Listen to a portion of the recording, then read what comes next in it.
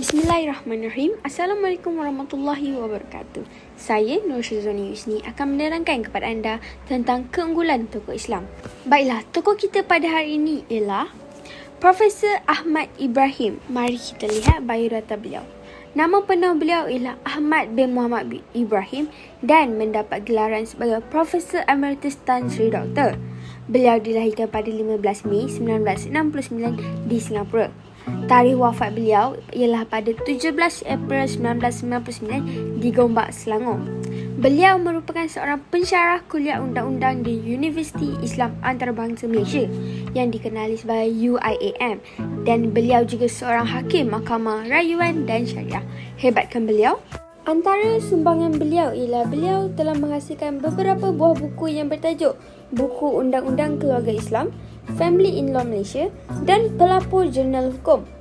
Dari segi perundangan pula, beliau merupakan seorang anggota panel pengasas kuliah undang-undang di Universiti Islam Antarabangsa Malaysia UIAM, dan beliau juga seorang pengasas dan pengubal enakmen Undang-Undang Islam, Hudud dan Kisas Kelantan 1991.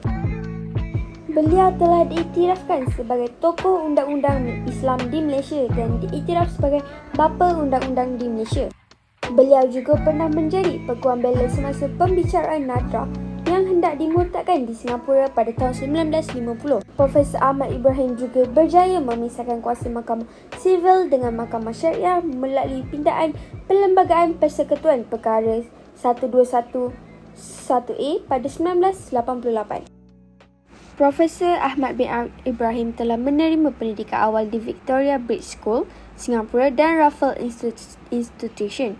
Seterusnya, beliau mendapat pendidikan di Raffles College, Singapura. Queen Singapura telah menaja beasiswa beliau pada tahun 1936 untuk belajar di London dalam jurusan undang-undang. Beliau berjaya mendapat First Class Economics Tripos 1 di University Cambridge, First Class Law Tripos 2 di University of Cambridge, George Long Prize untuk Roman Law, Certificate of Honour and Bar Final Middle Temple, London. Antara pengajaran yang kita dapat lihat ialah kita hendak bersikap cekal menyebarkan dakwah Islam agar masyarakat dapat memahami Islam sebenar. Dan kita hendaklah juga mencontohi kegigihan tokoh dalam menuntut ilmu sebagai bukti kecintaan terhadap ilmu. Sekian itu sahaja daripada saya. Terima kasih.